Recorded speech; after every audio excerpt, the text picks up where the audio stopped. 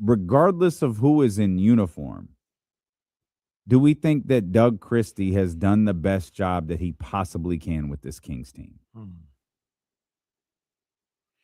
That's tough. I don't know the answer to that. Yeah. Like,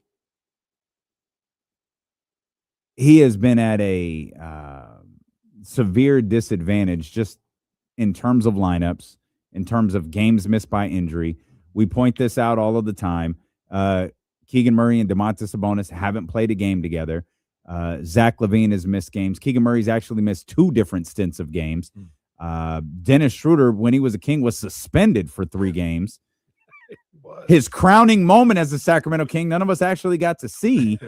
And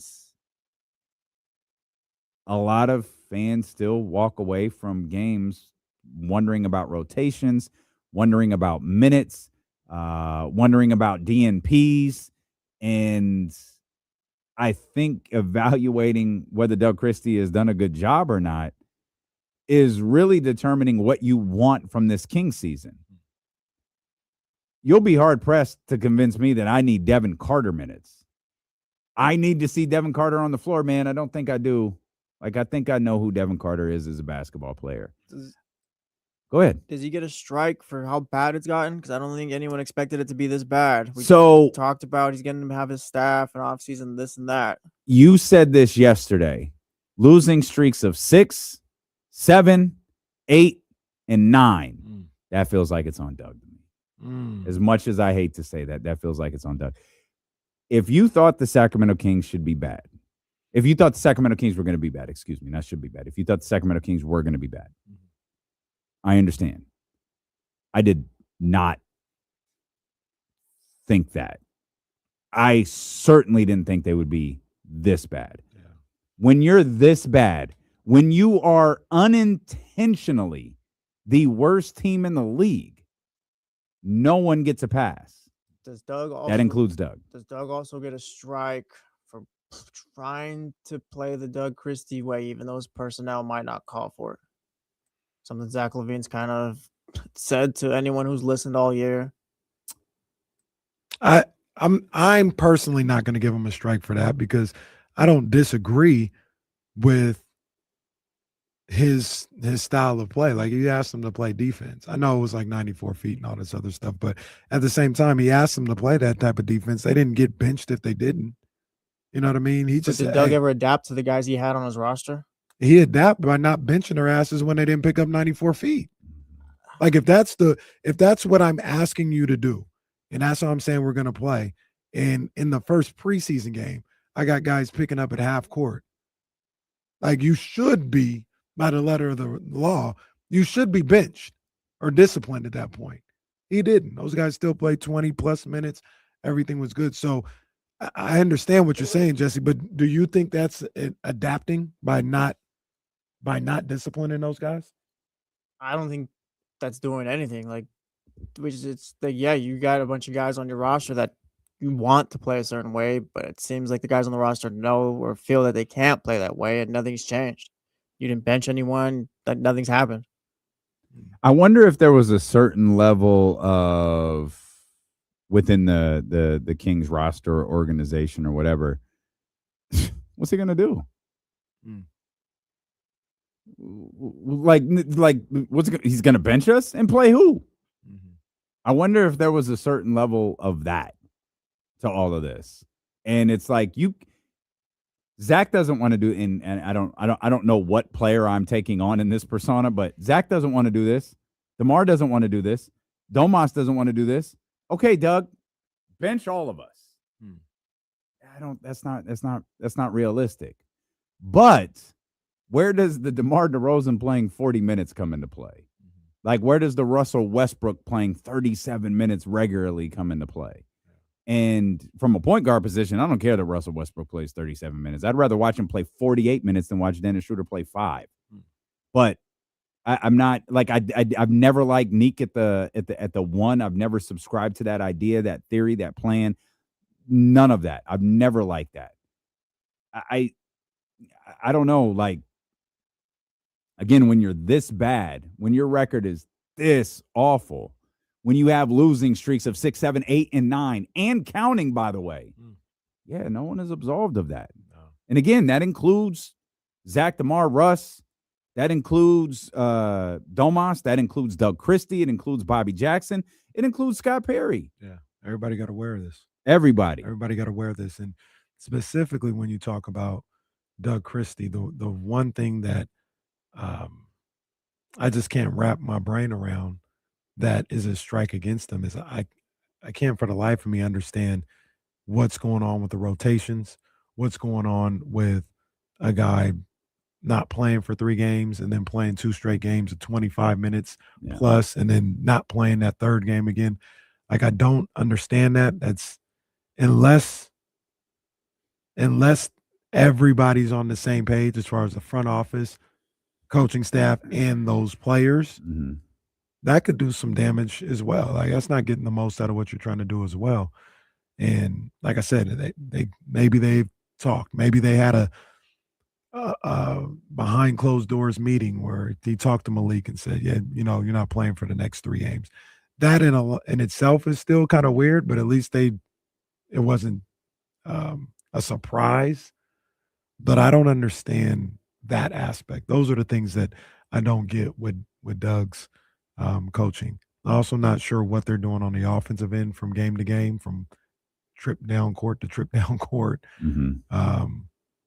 Those will be some of the negatives, you know, that like I said, I don't know what his philosophy is. Maybe he has one and they're not executing it. And to your point, they're looking at it like, what you going to do, bench us? And see, that's all of us. Is that and that's that might be the other problem is we don't know what his coaching, we don't know what his philosophy is, we don't know what his plan is, we don't know what his idea is. Let's say that they did the whole like, oh, you can't bench all of us thing. Like, that feels like it's a problem. Your coach can't connect with his players, though. Oh, for sure. Yeah, it's a different problem. Yeah. But yeah, it's a problem. I don't know if there's ever been a point that this season at all where it's like, yeah, these guys are bought into what the philosophy, insert term or whatever. Everyone's just bought. Like, no one's been bought it at all this year. Feels. Is there a chance? I don't know to blame for that. Do you think, is there any chance at all that mainly the veterans, the Russes, the DeMars, the Zach LaVines, the DeMontis Sabonises, go into the locker room after a loss and just kind of go, how are we losing games? Like, do you think that a game ends and they know, hey, we lost because of this, we lost because of this, we lost because we're not playing together, we lost because there's no synergy, there's no chemistry, we lost because we're not doing this on the defensive end, we're not doing that on the offensive end? Or are they going into that locker room going, God, I'm not sure what's going on? I don't think it's that last part. I don't know exactly what it'd be, but I don't think it's like they're all locked in. Like, yeah, I don't know what's going on here. See, for me, it's a fine line. I don't think they're like 100% locked in as a group, but I also don't think and not saying you guys said this, I don't think they're like splintered. I think what Dylan Carwell said at that that podium, I think there's a lot of validity to that. But as a group, sorry about that. As a group, they are trying to win and trying to play together as much as possible. Now, you may get in situations where individuals just kind of revert back to what they know as far as iso ball or something like that. But I don't think it's malice. I don't think it's to hell with what Doug is talking about. We going to do this. I think they've, for the most part, outside of that 13, 14-day stretch, they've tried to be a cohesive unit and play as a group. I might be on an island with that, but I do believe for the most part they've tried to do that. And we talked about it a couple of weeks ago. I think they kind of just been a little snake bitten. They will find a way to lose no matter how hard they play, no matter how together they are, no matter how much they fight. This team this year, the 2025-2026 Kings, will find a way to lose a game. Do we think anyone has pouted? I don't know about pouted, but I wonder if they've kind of just accepted the situation. Like, all right, Doug wants us to play this way. We'll try it or whatever. Yeah, but I'm glad that you framed that perfectly. And like, okay, remember when Kobe didn't shoot against Sacramento? It's like, I'm going to make a point. And he didn't shoot. Like, this is what y'all wanted, right? We've seen Zach LaVine shoot 5 times in a game. We've seen Zach LaVine had multiple games this year, single digits. We saw it at times last year. We gave it a little bit of a pass because for a variety of reasons last year. But we saw this year, like, he had games where, like, Zach LaVine took 5 shots. He took 7. Really? Okay. Was that a game where Zach was like, all right, you want me to play this way? Okay. That's what I'll do then. I'd say I'm sure there's been games like that. And that's what I think there has. And that's like, are they splintered? No. Like, I'm with you in that regard. I don't think this is a group that hates each other. I think this is a group that hates the situation that they're in. And I don't think that they're not going out there trying to win basketball games. I just also think there might just be out there trying to freestyle. This goes back to the original question about Doug and what he can do moving forward. They might not hear him. You know what I mean? Like, they just might not. Why are we seeing the same thing every game? Because you've got the same starting lineup. You got the same guys out there. You got the same players. They're not listening to anything else. They're listening to each other on the floor. Everything looks the same because it absolutely is. It's all exactly the same. And as much as Doug might be trying to get them to do this, as much as Doug might be trying to get them to do that, they just flat out might not hear him. Yeah, I mean, that absolutely could be the case. It sounds like a cop-out when I say it, but I truly don't mean it as that. They're responsible for everything that's gone on. They just hadn't been able to get out of their own way this year. And I mean, I think Sunday was a great example of that. Washington. Zach LaVine scores. DeMar DeRozan scores. Washington doesn't play their starters. It doesn't matter. This team will find a way to lose this year. They will find much a to way. The celebration of many kings. Yeah, well, I had a sigh of relief. They can't be winning that game, especially against Washington. You can't be winning that game. 2 lottery balls right there. But they fought back. They were down by a whole lot. They fought back. Zach started scoring. DeMar, what was the number for he missed his first 3 shots and then made like his next 10 or something like that. Like he start cooking. Yeah. They play it when it got down to winning time. They were gonna find a way to lose, and that's what happened.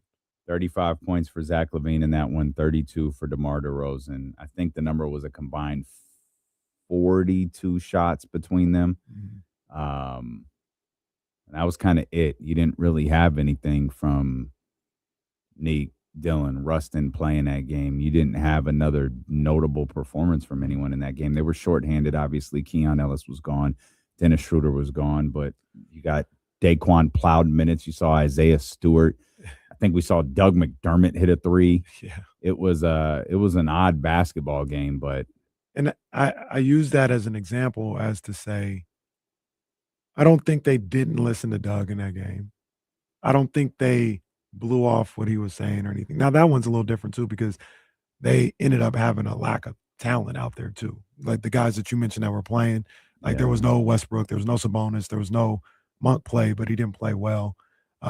Keegan hadn't been there. So like there was a lack of talent that fed into it as well.